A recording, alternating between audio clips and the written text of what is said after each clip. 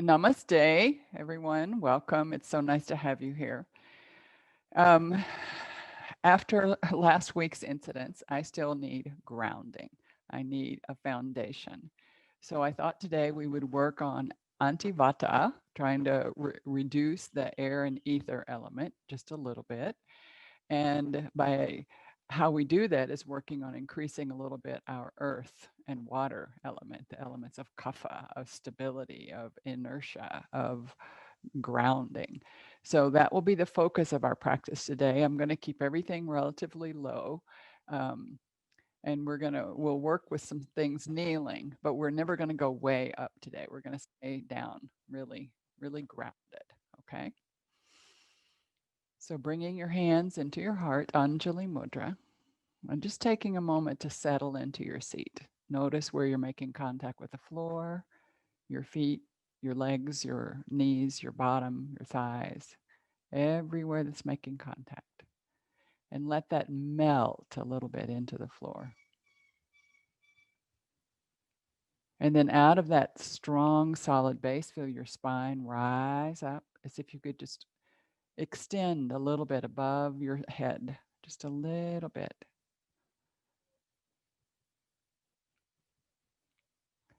And then you can just let your eyes close. You can bow your head, keep your eyes at the floor, whatever you'd like.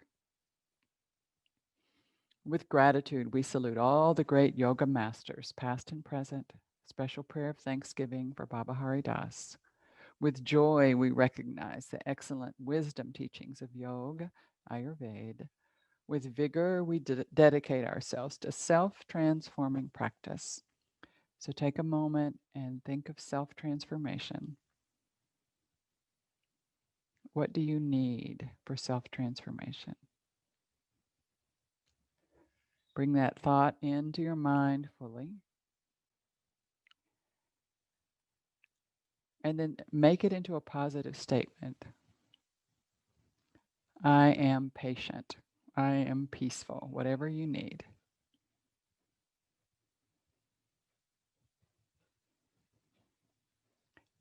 Repeat it 3 times. And then letting that sentence just sort of slip down into your heart space to be brought back at the end of class. And then if you can join me where you are in an Om, exhaling the breath out and taking in a nice inhale to chant.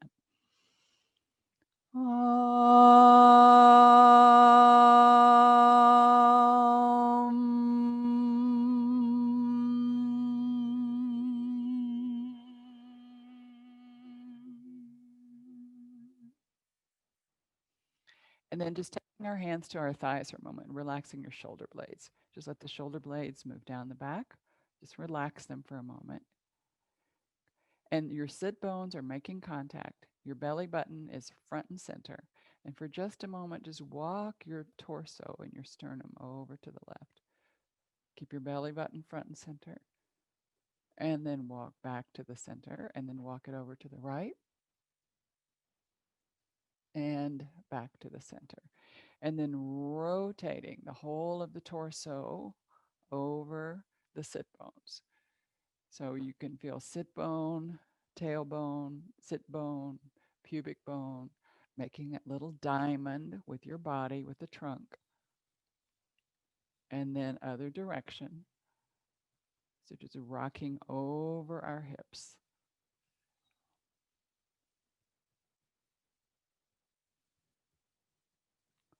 Good. And then bring the knees together for a moment. Just put the feet together for a moment, sitting nice and tall. And then bring the soles of the feet together for a moment. And just a little bit of a foot massage. Reach into your arches. And then the heels. Get the ball of the foot. And then the toes. Maybe just wiggle and pull a little bit every single toe. Just a little. Good. And then a little bit more massage to the arch. Good. And then sit up nice and tall. And then take your right leg back behind you. Draw your left leg in. Good. Lift up. Maybe you're on your sit bones and just a little twist again. Pavrita Vrishasana, revolved bull pose. Looking over your left shoulder. And then bring your head over your right shoulder. And then release. Good. And then bring the left foot out to find the right one to meet it. Find your diamond again, your Vajrasana, nobility pose. Good. Nice and tall. And then let's take the left leg back, just taking it back, bring the right leg in. And you can lean over to the sit bone a little if you'd like. We're not going to do anything bigger than a twist, just a little twist over to the right side.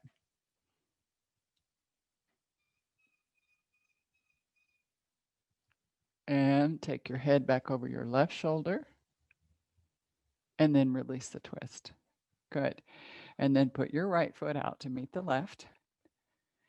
And then make a really big diamond for a moment, as big as you can make, just feeling how big it can be. Soles of the feet are together.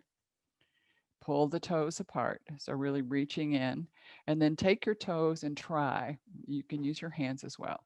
So put your hands together, the ball of the hands together, the ball of the feet together. Put little toe together, little finger, ring finger, second toe, middle finger, third toe, index finger, other toe, and thumb with your big toe. Just try one at a time. And then peel them off the same way. Thumb and big toe, index finger, second toe, middle finger, third toe, ring finger, fourth toe, and little toe, little finger. Good. That's the best thing you can do for your ankle strength. And bring up your knees.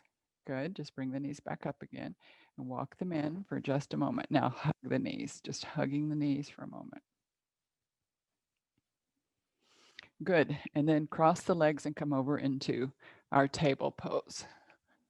Good. Knees right underneath your hips.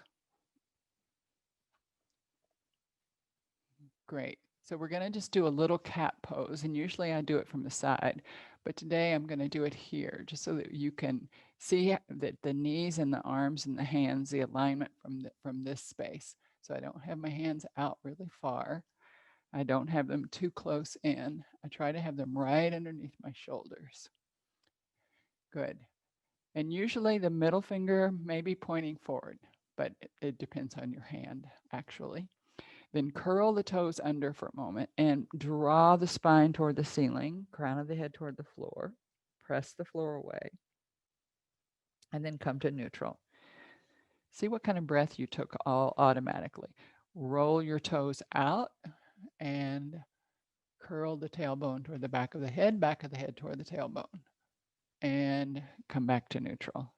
So the breath I'm going to suggest is moving on the exhale into the arch and coming back on the inhale into neutral. Okay. So we're in neutral. You have your lumbar curve, you have cervical curve in your neck. Curl the toes under, arch toward the ceiling. Inhale, come back, lay the toes out, press into the tops of the feet and arch in the other direction. And inhale back. Okay. Exhale. Inhale, neutral. Exhale. And inhale back. One more. Exhale. Press the floor away. Get round. Inhale, neutral. And exhale. Press the floor. And inhale back. Great. And then now we're going to thread the needle. So just reaching out your right arm for a moment, parallel to the floor. Just parallel. Press into the left arm and begin to open the right side. Just opening up. So your armpit is headed out to the right side. And you would normally be looking to the right side, not necessarily at me.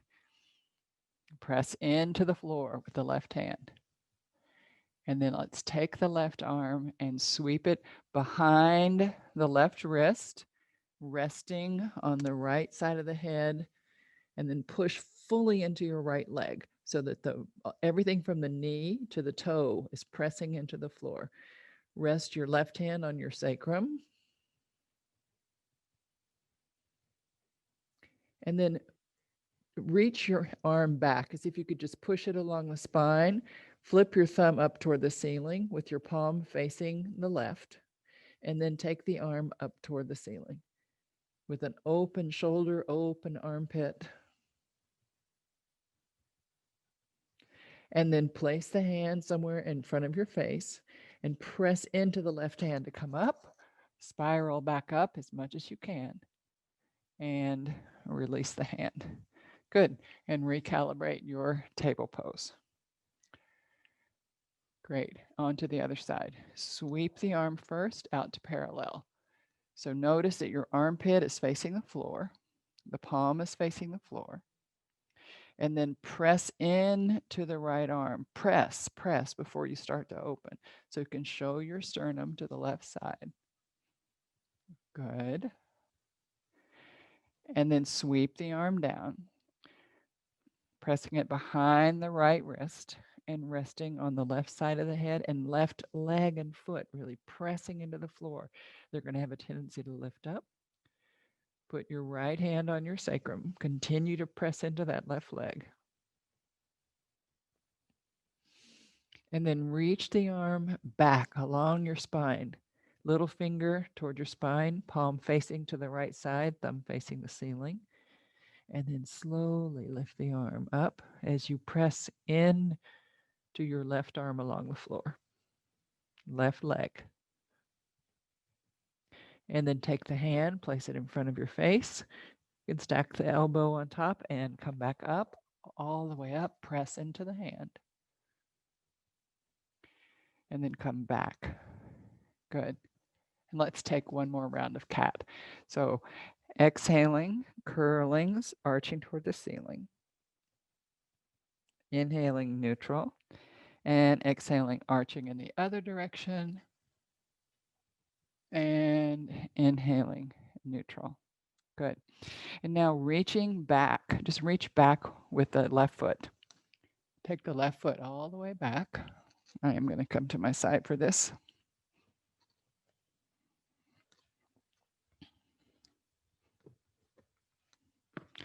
Okay, left foot back, straight back. Pull in your belly, press the floor away with your arms and hands. Create a strong horseshoe from your left arm all the way across to the right arm and down through the hands. And then really press through the heel a lot. Walk the right leg back to meet it briefly, and then drop the left knee while you press into the right heel. Really long and tall. So there's a Tadasana in here. There's a spine with its natural curves.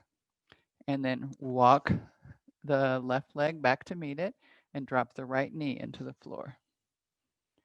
Continue pressing through the heel. Good. And again, and drop the left knee. Breathing. And up for a moment and drop both knees. Lay your feet out and walk your hips back on top of your heels. So hopefully you can always slip a pillow or a block in there if it's too much on your knees. But hopefully your sit bones can make contact with the heels. Good, just sitting for a moment in Vajrasana, thunderbolt pose. Sitting for just a moment in Vajrasana. Go ahead and bring both arms out to the side and up. Make sure your sit bones are on top of your heels. And if it's uncomfortable, just put a pillow or a block or make a basket by placing the toes together and putting your heels to the side. So either way, good, arms overhead. And then bending your left elbow, just walk the tricep up, just kind of massage into the upper arm, just massaging the tricep for a moment. Good. And then take your right arm and take the left arm back just a little bit, just a smidgen. Whatever feels comfortable, not too much. Just opening that armpit, opening the shoulder. Good. And then both arms again up toward the ceiling, and then bending the right arm. So again, just massaging the tricep a little bit.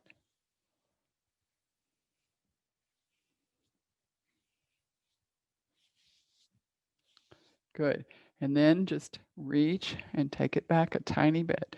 Try not to get your head caught in there. You can always take the arm back up and then just hold on to the elbow a little. Your hand is just somewhere along your back. You pull your belly in. Don't get lazy in the belly. And then on your next inhale, arms back up overhead. Good. And then just relax for a moment. So hopefully you're still there because this has a very downward effect. The next effect I want is with a block or a pillow because we're going to spread our legs apart. So we're going to come up on our knees. I'm going to do it from the back. We're going to come up. Our knees are relatively together. We're going to spread the legs, and you can take your block and sit on it. This has internal rotation, so it's really good for opening up our hip joint and just finding our space here. You can go to the smaller end of the block, or you can go to no block. You just decide what's there for you. Okay.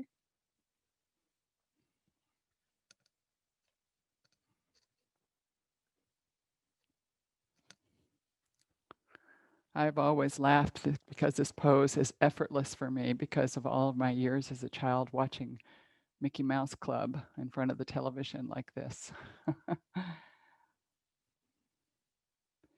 So just rooting down. So if you have a block, that's fine. You're just rooting down from a little bit higher spot. If you want it a little bit higher, that's still fine. You can still feel that downward flow of energy.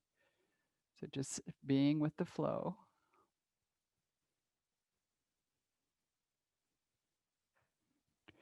Good. And then come back to kneeling. Bring your feet back together. And then sit for just one more moment in Vajrasana.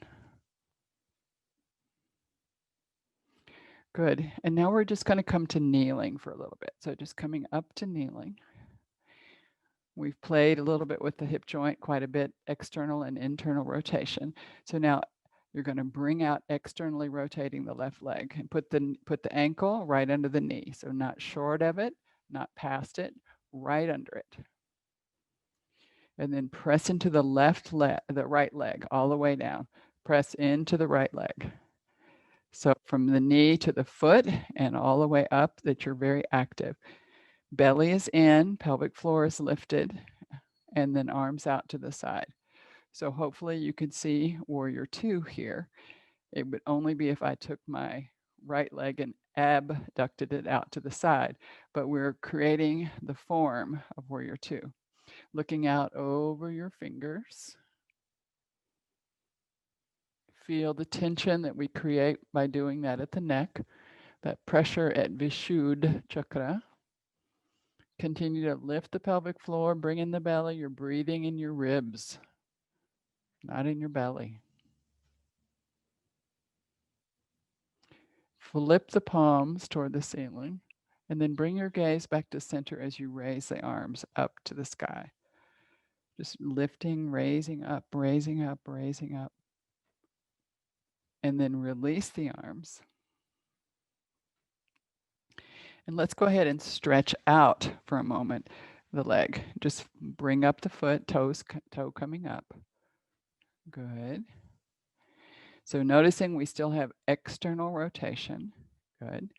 And now we're going to get rid of the rotation by pushing the foot, toes toward the front, and then opening the leg. So just out to the side. Abduction. So it's abducted. It's kidnapped away from the midline. Good. So still tall on the left side and tall on the right side and an abducted left leg. Good. Just press through the foot on the floor. Toes are out toward me. and then release that leg. And just notice the difference in the hips. Which side feels more comfortable, more open, more ready for uh, sitting, basically. That's where our goal is, to be able to sit in meditation for hours without our legs bothering us. And then now, our right leg. So again, right underneath, not short, not long, stacked, so that you're sure that you have that rotation. Your left side is stable, right leg externally rotated. We're creating a warrior two stance. Palms are toward the floor for a moment. You can always open them up, so you really open up your shoulders, and then just flip the palms, pronating. Good. Lift the pelvic floor, pull in the belly, and then gazing out over the right side. Breathe.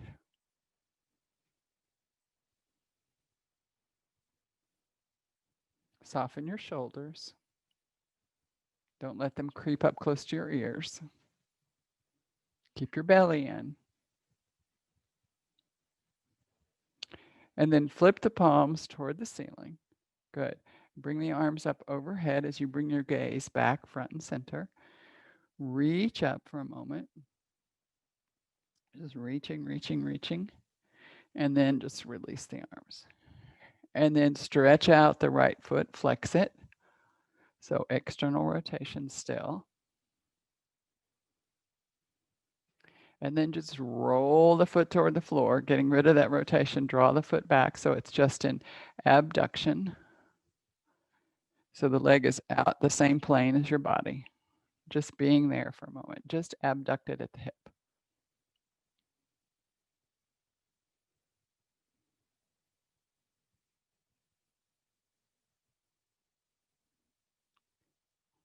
Couple more breaths. Good. And then just bring the leg back in.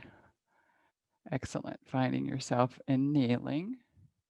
Good. Again, take your hips back towards your heels, making that contact. Slip in a block or a blanket or a pillow if you need, and just assessing for a moment how it feels in your hips, in your shoulders, in your whole body.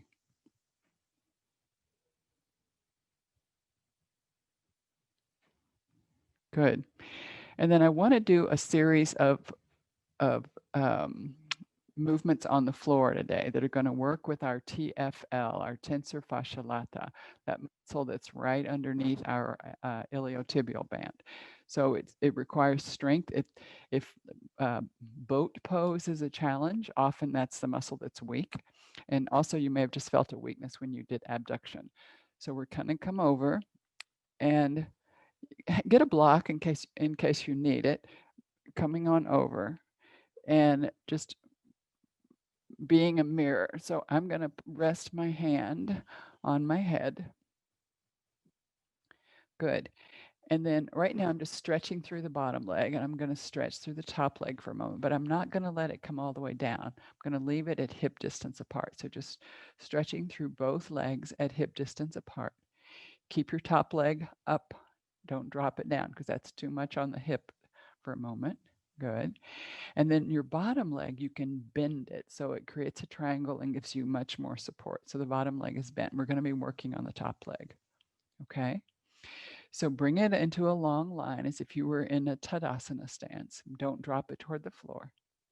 And you're going to bring it up a few inches and down. Up and down. Up and down. Up and down. One more. Up and down. Good. Just continue to press through the heel. And then if you have a block, maybe just put it between your knees for a minute, bend both knees so they're just stacked on each other for a moment. The shins are stacked over each other. But the block is there so that you don't overextend the hip. Good. And then take the block out so you can extend the leg back where it was, just extending. This time point the toe and drag the leg back as much as feels comfortable for you. Flex the foot, kick it forward. 1, 2.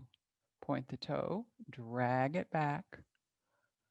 Flex the foot, kick, kick.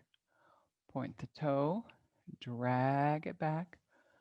Flex the foot, kick, kick. Point the toe, drag it back. Flex the foot, kick, kick. One more. Point the toe, drag it back. Feel it, extension all along the front of the leg. Flex, kick, kick. Good. And then just taking the leg up for a moment, just bending it at the hip and taking it up. So the knee is up, the leg is bent, knee is up.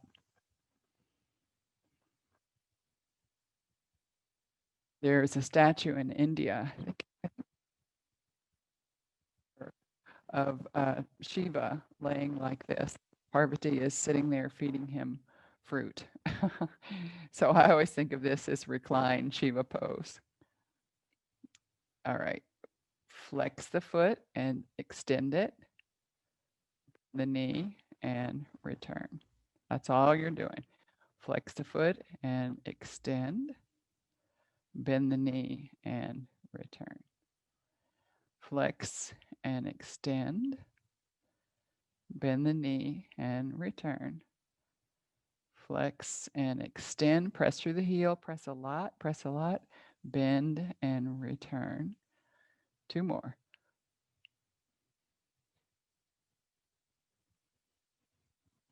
Move it slowly.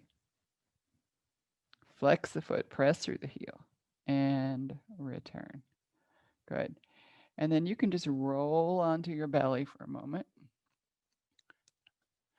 I have to move all the way and switch sides, and you might want to do the same. Otherwise, I would be doing it to the wall, which is not very conducive. Okay, great. So first, just extending that leg. I'm going to eat my block.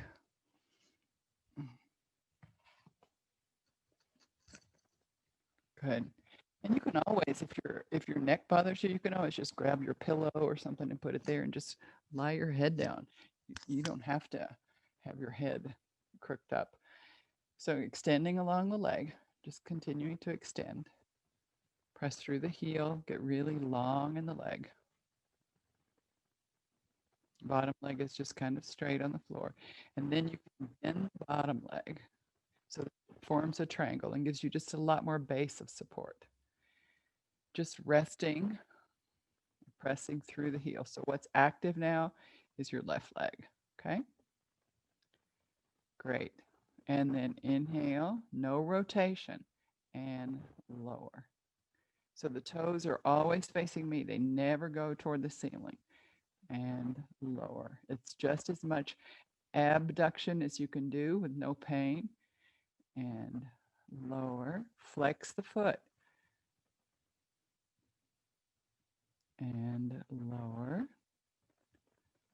And lift. And lower. One more. Lift. And lower. Good. Now point the toe. You're going to drag the foot back, flex the foot, kick, kick, point the toe, drag the leg back, flex, kick, kick, point, draw it back, flex, kick, kick, point, draw it back, flex, kick, kick, point, draw it back, flex, kick, kick, keep it tall, point, draw it back, flex, kick, kick. Good. And then just bend the knee and rest it. Just rest it for a moment.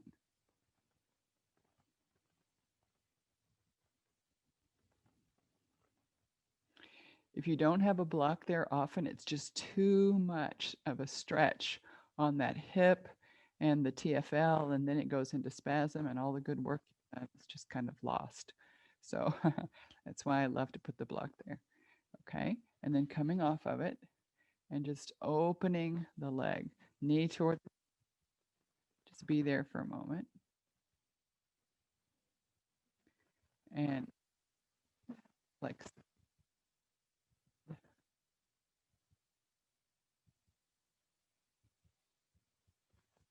And stay, and then point the toe on the way down.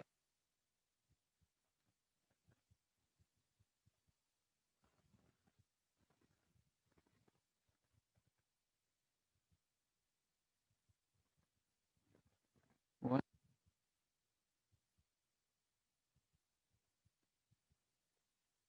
Then let's just roll on to our bellies, just being on our bellies for a moment or two in Sphinx pose. So shoulders over your elbows, elbows underneath your shoulders, point your toes, extend your feet back behind you, especially the little toe side to the floor. Do not lift up your little toes. Heels are toward the ceiling, not toward each other. Gazing forward, pressing into your hands, lift your belly off the floor.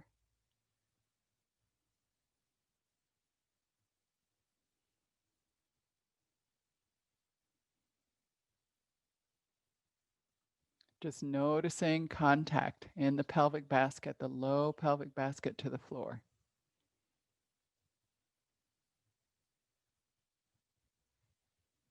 Good, just breathing. But your belly is engaged and your breath is in your chest. Good, and then wing your elbows out to the side, lower slowly. Chest or forehead or chin can touch, whichever is most comfortable. And then you're going to walk your way over to your back. Just wiggle yourself over to your back. I'm going to do this facing you for a moment. This is Pavan Mukta, wind release pose. So you're just lying down, extended. I'm going to just point my toes and get long and then flex my feet and then release them for a minute and just be for a moment. Just being for a moment. Great. And then I'm going to activate my right leg and then bring my left leg in. So my pressure here wants to go into the colon. Okay. So just pressing in.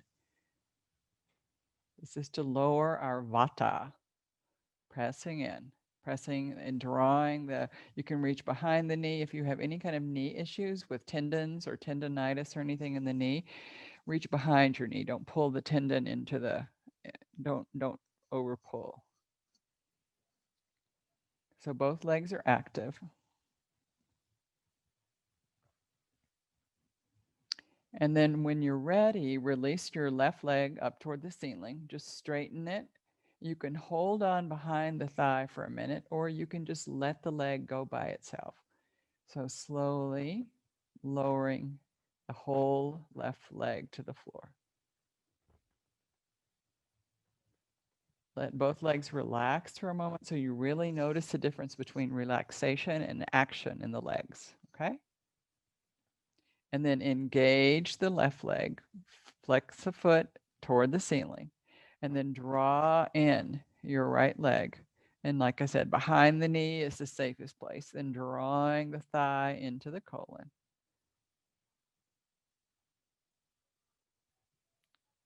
Breathing. Remember to keep your left foot flexed.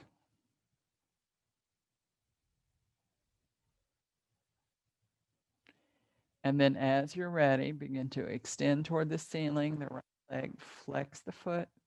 This is really good for your hamstrings. Flex and lower slowly. Keep the foot flexed, reach through the heel as you slowly lower the leg to the floor. And then let them both flop out for a moment. Just relax the legs. Good. And then this is the time for a very slight inversion today. We're going to keep it nice and rounded and low. So if you'd like to do Viparit Karani Mudra, that's fine. If you have a wall, I'm going to suggest that you do Viparita Mudra like this. If you're not inverting, just go straight to Shavasana and give yourself a treat. Be kind to yourself today. So if you are inverting, so you're not inverting if you're on your menstrual cycle, if you have glaucoma, eye pressure problems, uncontrolled blood pressure, no inversion, okay? Otherwise, we're inverting for just a little bit. But today, if you have a wall, come close, put your feet there, and just lift your hips off the floor and the wall.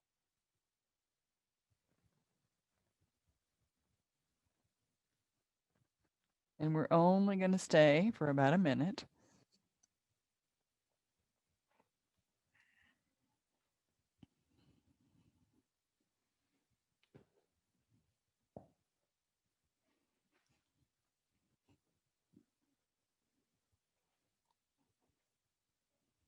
A few more seconds. Make sure you're not looking to one side. Keep your head toward your feet.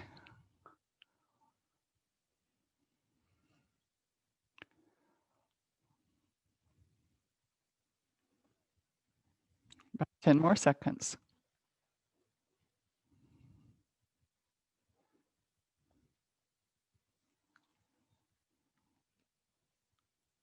And then slowly coming out of your inversion and seeing if there's any counter pose that you need. Just asking yourself what pose might finish out. Maybe happy baby, maybe a child's pose, maybe laying on your belly. Do you just decide what last pose would you like to complete your practice?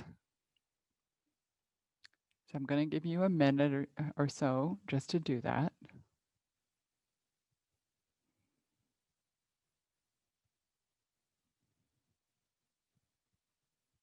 If you're twisting, be careful not to take it in your low back. Arch your low back and twist in your thoracic spine where you have ribs.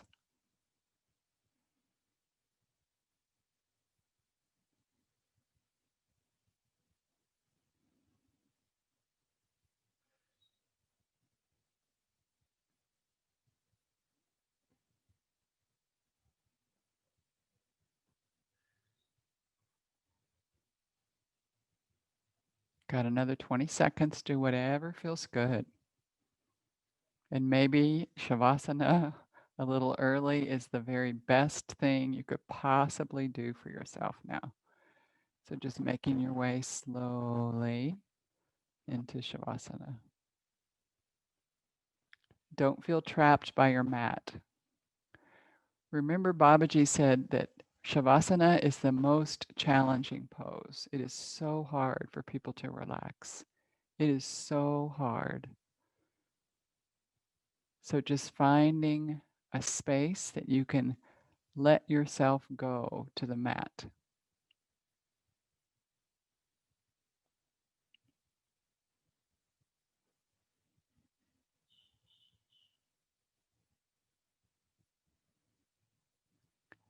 So as you lie down, really stretching through the limbs. So just taking a moment or two.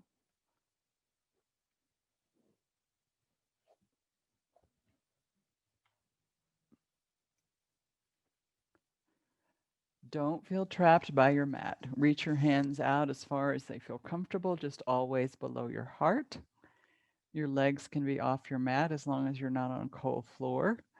And finding a spot that's really deliciously available for you to relax. Let your shoulders sink into the mat. Let everything begin to relax.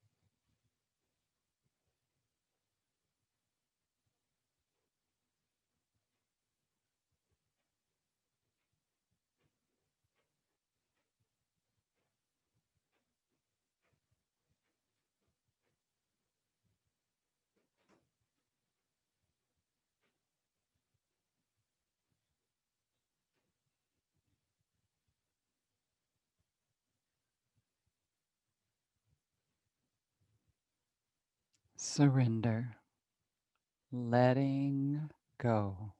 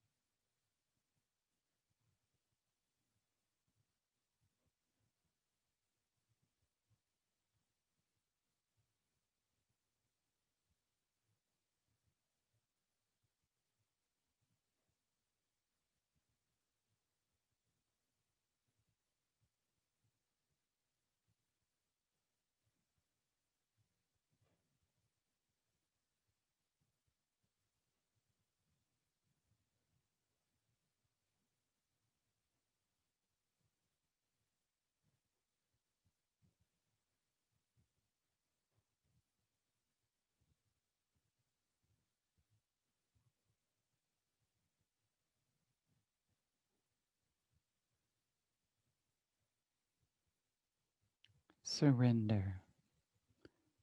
Complete surrender.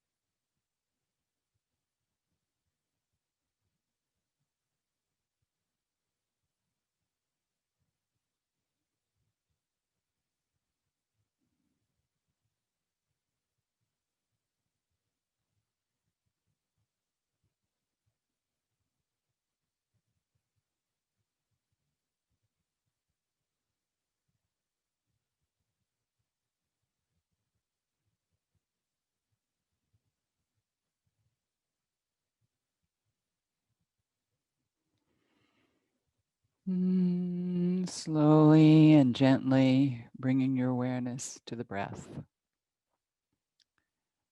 Notice your aliveness in this little taste of death. Noticing the breath moving in, moving out, and exploring the body, wiggling the fingers and the toes, moving your knees, whatever feels appropriate. You're going to make your way over to one side, curled up in embryo pose. So you decide, stretching out, shrinking in, rocking, moving. How are you going to get into embryo pose? All curled up with all of these new possibilities, out of corpse into embryo. For just a brief moment, letting your sankalpa, your sacred vow, your intention for the practice slide in for a minute.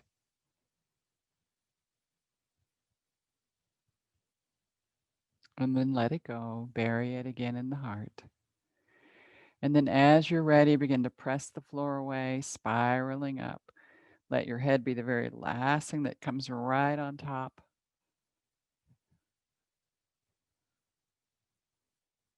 Good. And take just a moment to recalibrate, letting all of the benefits of the asana work on triputi, the three energies of body, breath, mind.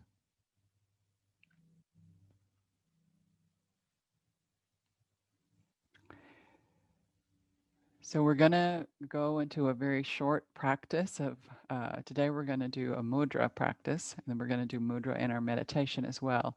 So go ahead and grab your blanket or whatever you need for meditation so that between these two practices, you are not having to get up and grab anything. So get what you need to make your meditation seat comfortable, an extra cushion, a little blanket, um, close the door if there's a draft, whatever you need. Get yourself ready.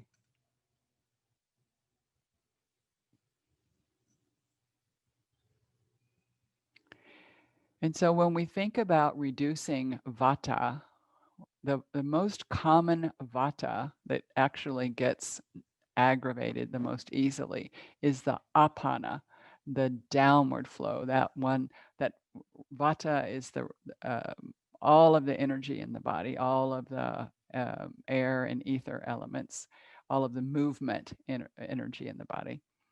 And when we want to ground that, we think of grounding there are 5 specific functional values that make up air element. So when we think of grounding that, we want to ground apan, the one that keeps us grounded, keeps us tethered, keeps us stable. And so a practice that we do is called Ashwini Mudra, horse seal.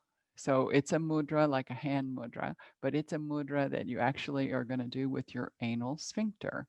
You have 2 anal sphincters. One is deep, it's uncontrollable, and the other one is more superficial, the one that you squeeze when you don't want to poop. Okay. So that's what we're working with there. And the practice itself is to exhale the breath out, take in an inhale, just a regular inhale, not too big, not too anything. And don't hold it high in the chest or you will reverse the apan and create more problems. All right. So what I like to do is think of holding the breath right here at the solar plexus, which is my area of transformation. So just above my navel, right between the navel and the sternum, just right in there's where I hold the breath. Am I holding the breath really there? No, the breath is in my lungs, right? But I hold the breath intentionally there so that the apana doesn't go up. All right. So I'm going to describe the practice and then we'll do it. Okay.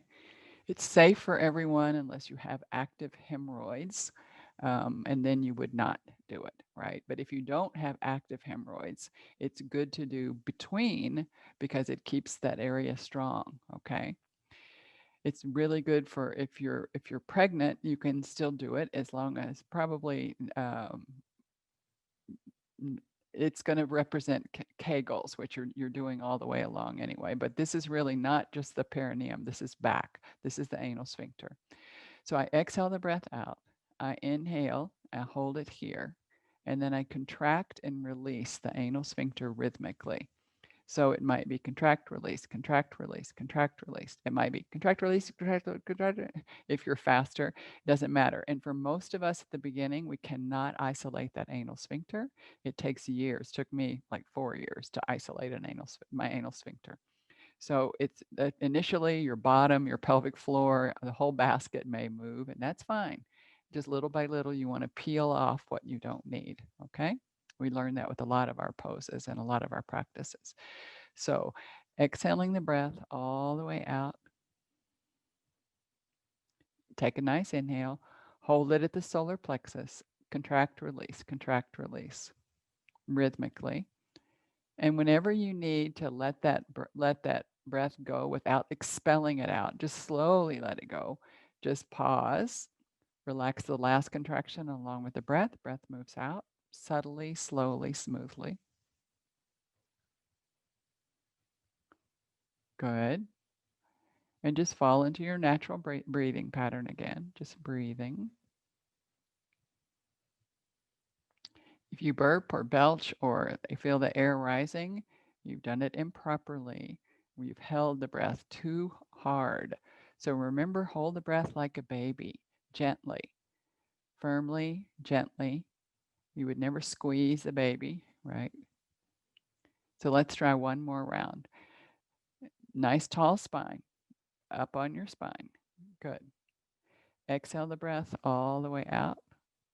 Draw in an inhale, hold it at the solar plexus, nice and low. contract, release, rhythmically. And whenever you need to let that inhaled breath go, slowly let the breath go with that last contraction. And then just pause and notice how it feels.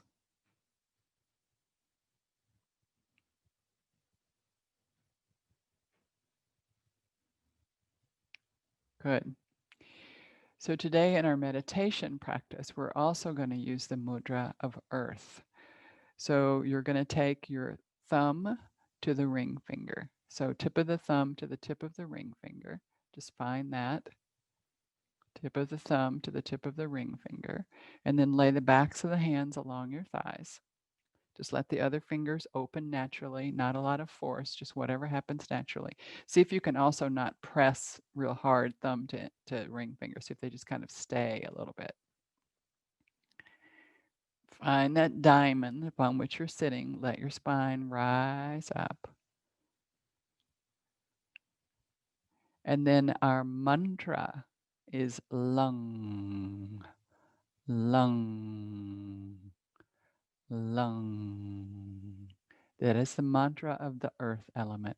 So we're looking for being grounded, stable, inert for different moments during the day when we need to just be still. Looking for stillness within the body and the mind. Lung, lung, lung.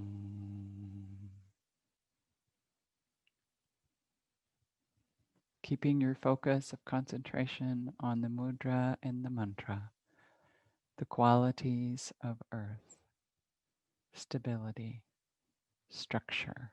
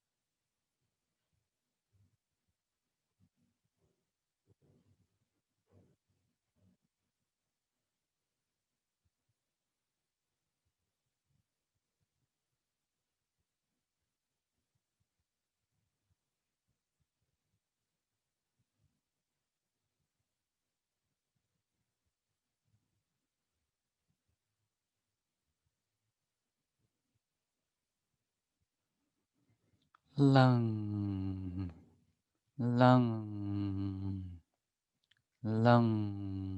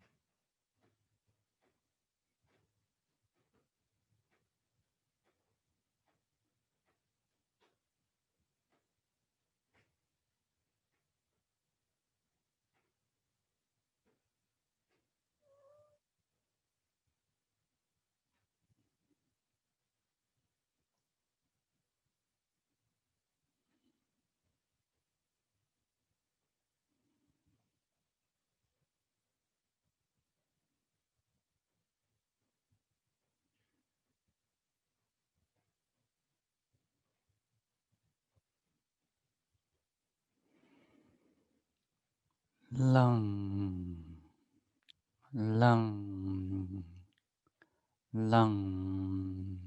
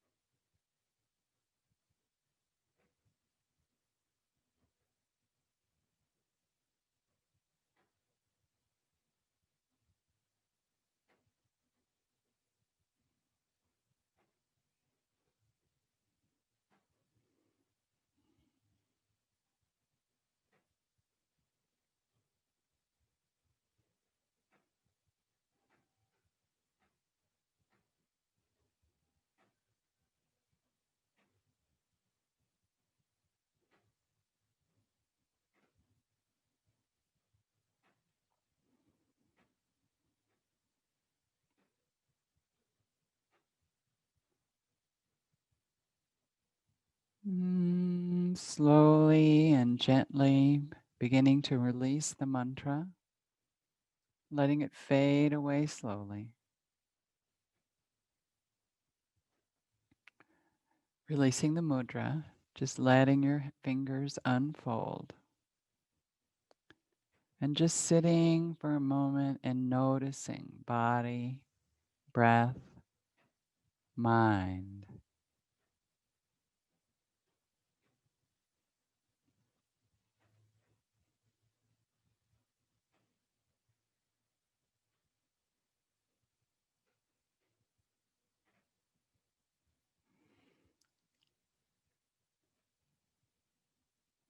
Bringing the hands into the heart, Anjali Mudra. Just taking a moment, remembering your sankalpa, repeating it again to yourself 3 times.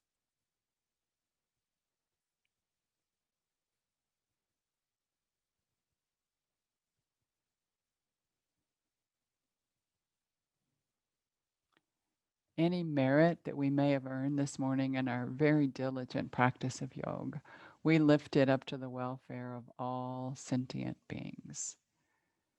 So, anyone or anything to which you would like to offer your effort of your practice, your sankalpa, these thoughts, just letting them symbolically drift from your mind down into your heart space, and from your heart space right into the palms of your hands, and then just lift them up and let them go off into the universe. Just let go. Bringing the hands back into the heart, Anjali. Hari Om Tat Sat. Namaste.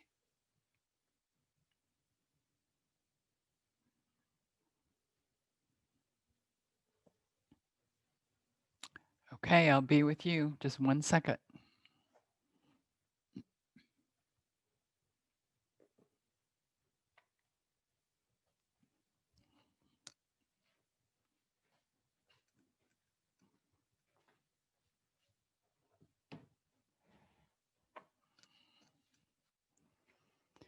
Okay, let me fix this now where you can speak and interact with me if you would like. That would be great. And let me put it then on. Okay. All right, now you can all speak. Let me get rid of the spotlight. Let me get my view so I can see you. All right. So, welcome this morning. Nice to have you all here. You're very welcome, Maria. Um, so, any questions about the practices we did? It was really important to me today to stay low and stay grounded, and I hope that worked for you. Um, was that good for folks today? Did it feel like that would be good? You're so welcome, Lalita. Padmini? Yeah, good. Okay. Yes, it was a beautiful practice. Thank you. You're very welcome. You're very I have a welcome. question about your microphone when you're ready to answer it. Sure. What kind did you get? What brand? I keep it right here because people want to know. Samson. Belt Uh-huh. pack. Uh-huh. Very nice. Yeah. It Yeah. was real good. Ah, sorry. When you were far from the camera, it got a little bit echoey, but only at first. And then it was perfect. Uh-huh. Yeah, it's taken me a little bit to get used to it, but I'm working on it, and hopefully it wasn't as like I listened to parts of it last week because people said some of it was too quiet, but hopefully you didn't have much quiet space. Perfect. Good, good. Thank you. Yeah, I'm gonna sign off. I love you. Bye. I love you, Padmini. My phone's dying. Yeah. Hi, Kristen. Nice to see you. Haven't seen you for a while. Happy holidays. Thank you.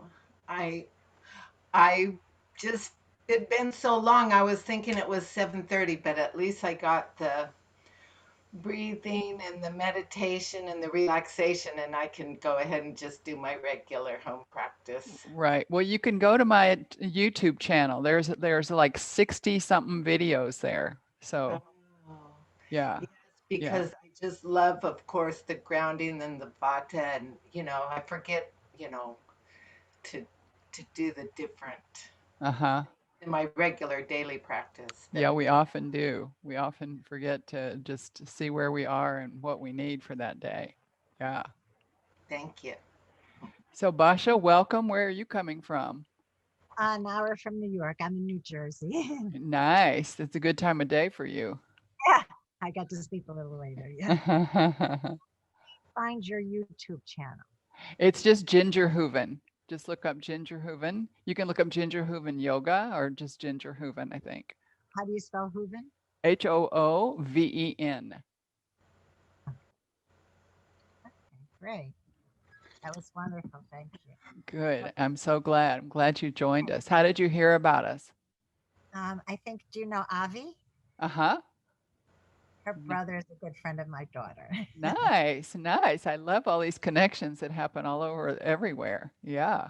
Yeah. Thank you, Basha, for joining, and I hope we'll see you on Thursdays. It's an hour earlier, which for you is no big deal, but for the Right. people in California, it's a big deal. Thank you, I Brenda. started yoga when I lived in California in the 70s. Yeah, Mhm. you're welcome, Brenda. And Amber, you were about to say something? Come back. Don't go. Hi. That was really great. I really needed some grounding. My Vata's been really out of control too. Um, I'm wondering about eyes open or closed during practice and how that could affect Vata.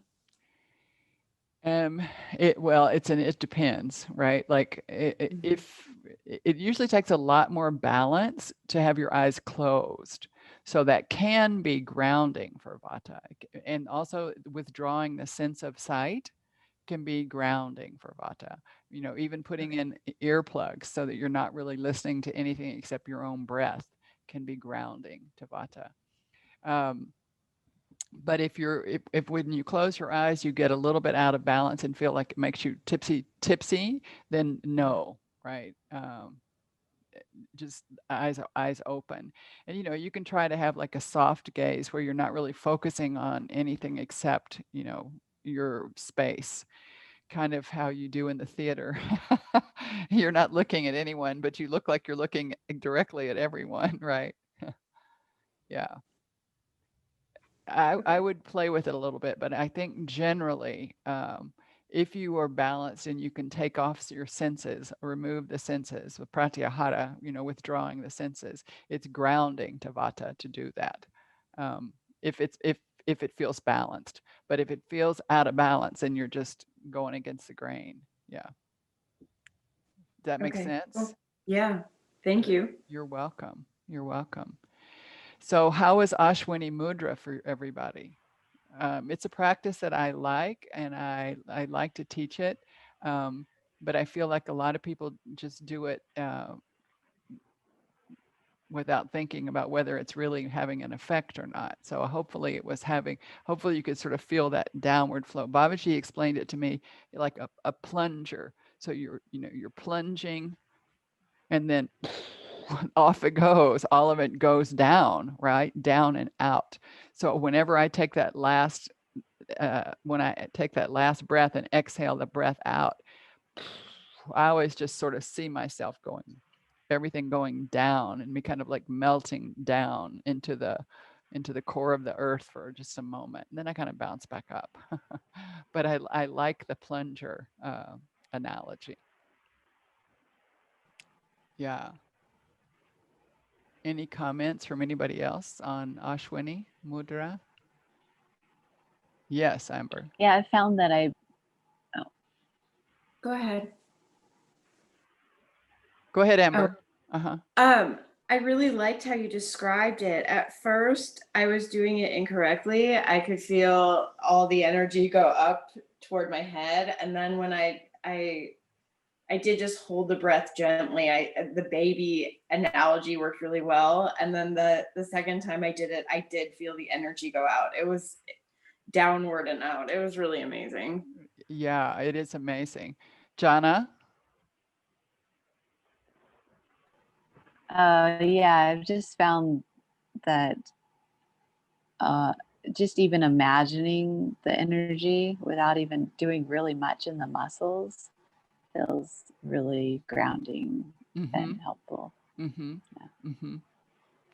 Yeah, I think a lot of times people, we're good students and we want to do what the professor says. And so when the professor says squeeze, release, we want to squeeze instead of just that light release, pull, just that sort of gentle contraction, contract, release, contract, release.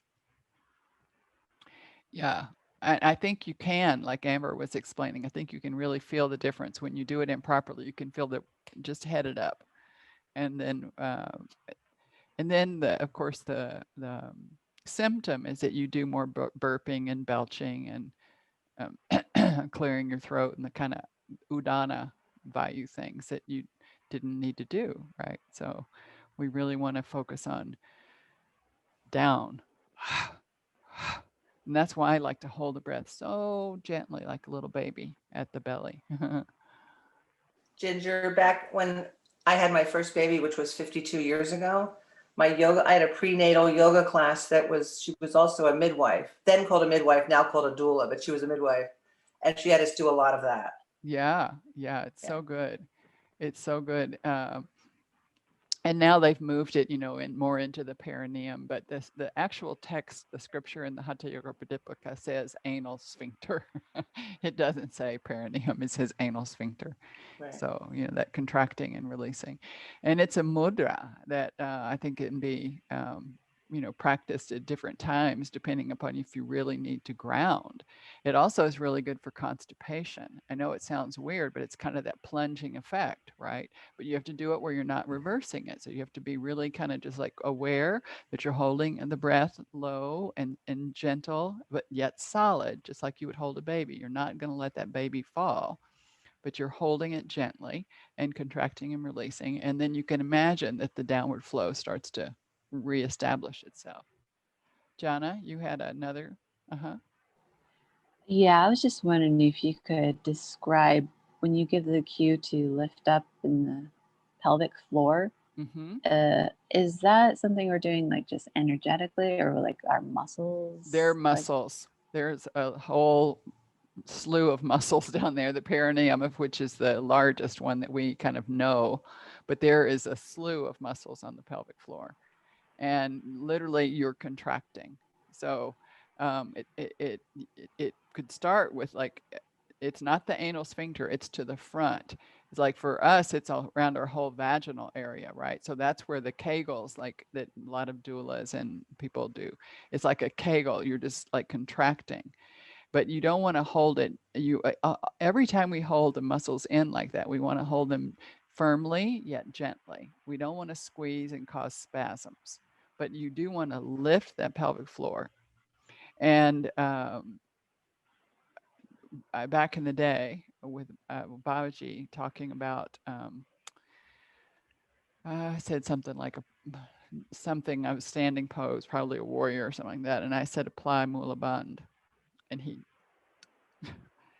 you know, he said, save the bandhas for pranayama practice, not just to throw them into asana.